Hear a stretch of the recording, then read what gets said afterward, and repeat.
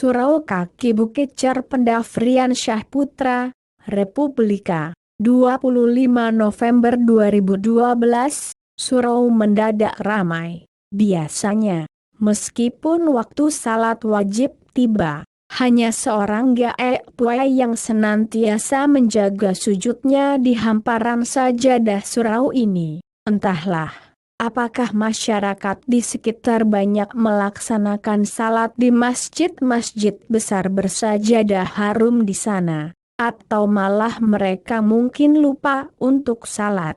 Akan tetapi ramainya surau kali ini bukanlah untuk beribadah.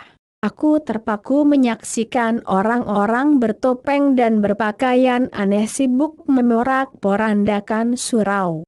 Bahkan, mimbar tempat biasa meletakkan kitab dan mik bagi penceramah kini tak tentu bentuk lagi. Ukiran itiak pulang patang yang biasa mengelilingi panggung kecil tempat berkhutbah itu sudah hancur sehancur-hancurnya. Di luar surau, ekskavator berjejer. Aku tak bisa berbuat apa-apa terhadap perlakuan mereka. Sempat sekali mereka arahkan bongkahan tinju ke hadapan gaek puai. Kala lelaki tua berjanggut itu mencoba menghalang-halangi langkah mereka saat akan menghempaskan kaligrafi berlatar hijau muda yang terpajang indah di dinding. Lelaki itu ringkih lagi renta, langkahnya hampir sama dengan laju kura-kura. Lekuk tulang belakangnya kurang sedikit 45 derajat.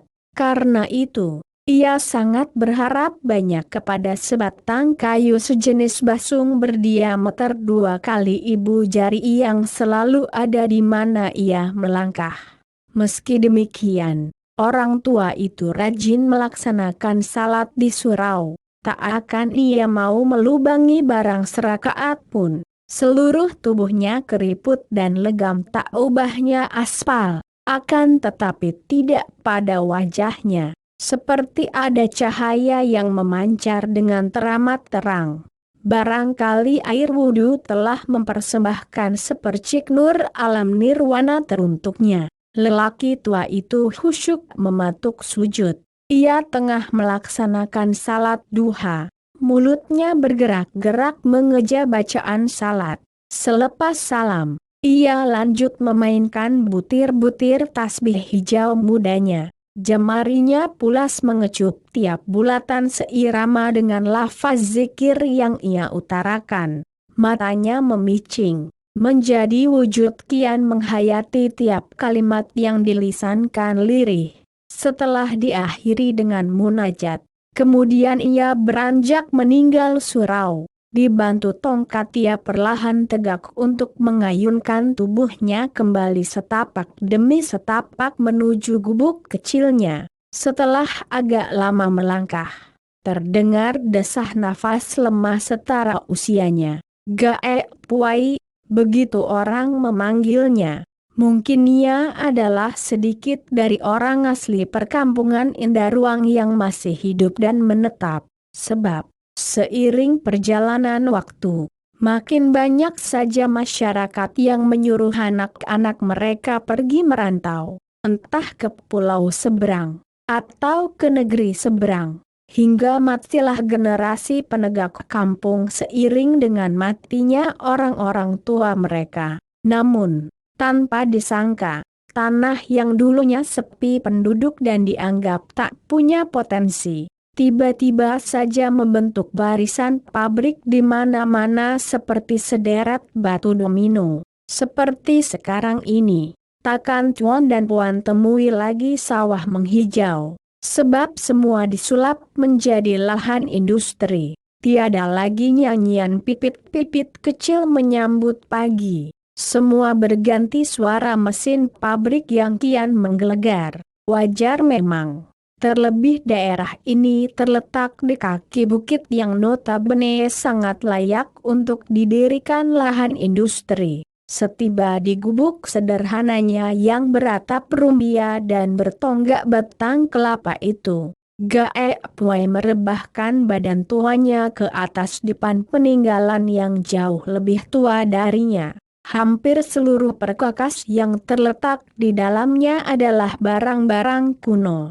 Lampu misalnya, itu bukan sejenis bohlam atau neon, namun sangatlah terang. Dan juga kursi di dekat pintu masuk itu terbuat dari rotan pilihan. Di zamannya, kursi itu sangatlah mahal. Namun sekarang dijual murah sekalipun tak ada yang minat.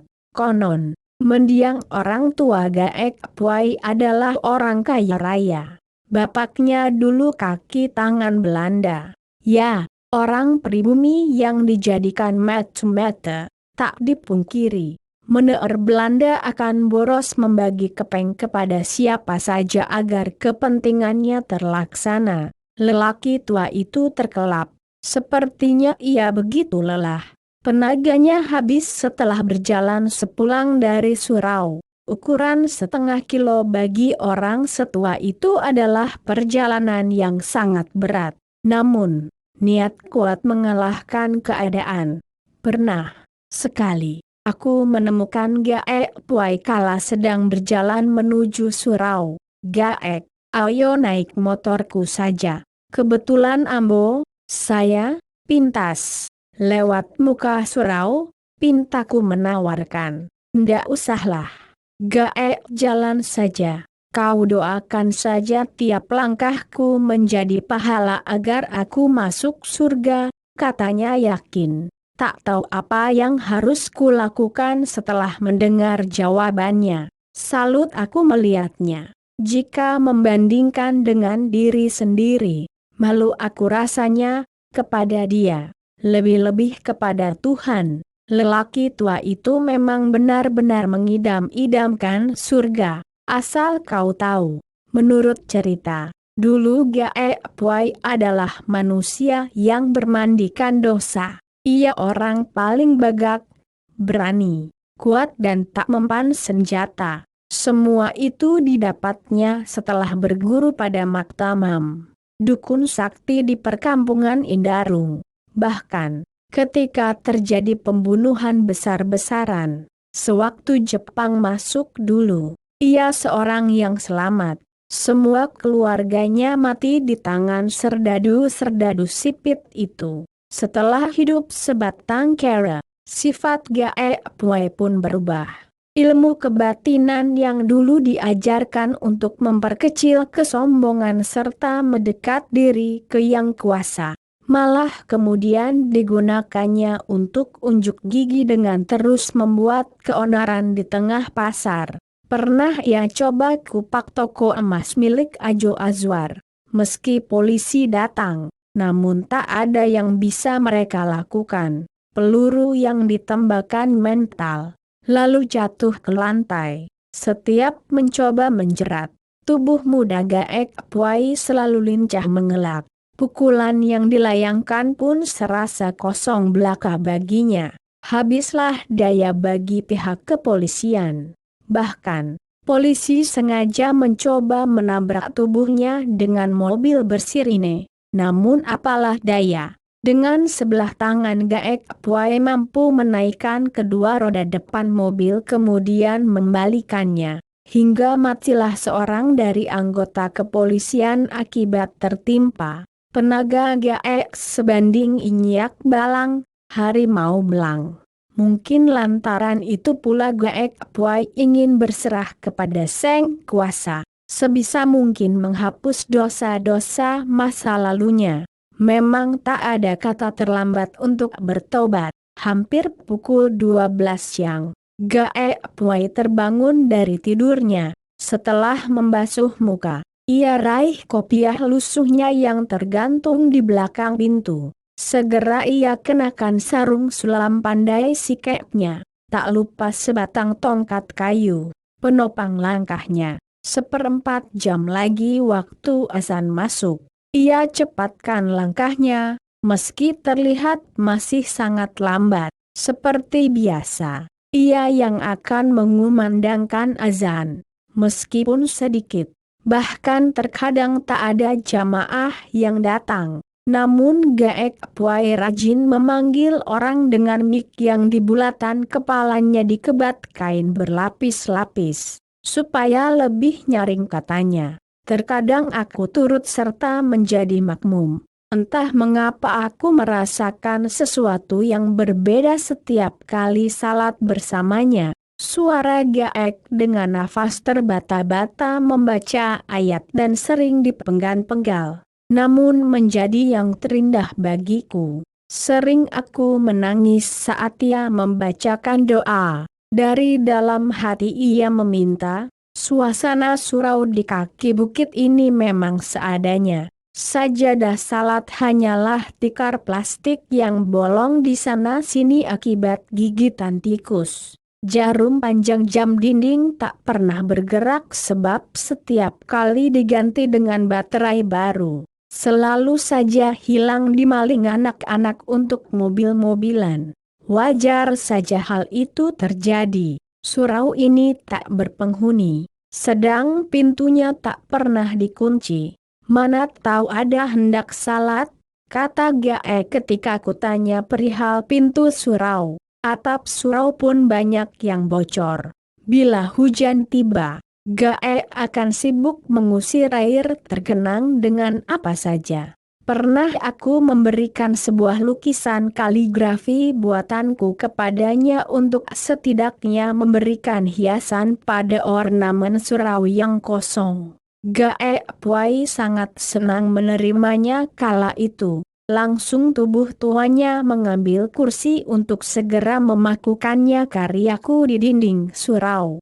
Mana mungkin akan kubiarkan tubuh renta itu kesulitan memanjat kursi. Tanpa pikir panjang aku bantu ia memasangkan lukisan. Aba-aba ia berikan agar letaknya tidak miring. Sudah hampir 3 kali subuh Gae Pwai tidak ke surau. Ada apa dengannya? Aku cemas. Tak biasanya begini. Bahkan selebat apapun hujan ia tetap menjaga salat jamaahnya. Walaupun ketika hujan lebat sebenarnya diperbolehkan untuk salat sendiri. Selepas kemudian, kuputuskan untuk menemui Gaek di rumahnya. Hatiku risau, takut terjadi apa-apa dengannya. Meski aku baru tinggal di sini, selepas diangkat menjadi pegawai di salah satu pabrik, aku sudah menganggapnya seperti orang tuaku. Aku banyak belajar tentang kehidupan darinya, meski tak langsung dilisankan. Setiba di gubuknya, aku mendapati tak ada kecemasan atau rona pucat dari muka Gae Pwai. Seperti biasa, ia senang menggemeretakan giginya seperti orang sedang makan kacang. Pun tongkat di tangannya masih setia mengawaninya. Ada apa dengan Gaek? Sudah beberapa hari ini ambo tak nampak Gaek di surau. Gaek tak bersurau lagi, maksud Gaek besok. Surau itu akan dirobohkan. Benar-benar roboh. Beberapa hari ke belakang, orang kota mendatangi Gaek. Mereka akan menjadikan lahan surau untuk ditegakkan pabrik. Lantas, tidak Gaek cegah sudah. Namun dia berkata, akan kuganti surau burukmu dengan masjid semegah apapun dan dimanapun kau mau, begitu. Nah, kalau begitu bolehlah. Gae bisa mendapat tempat ibadah yang lebih megah. Bukan megah itu bukan bersebab temboknya tinggi atau lantainya keramik. Tak akan nampak kemegah mewahnya rumah ibadah apabila tak ada umat yang mau meramaikannya. Sekalipun itu surau lapuk, jika selalu ramai di saat waktu ibadah tiba, itulah kemegahan yang tak terkira. Padang 2012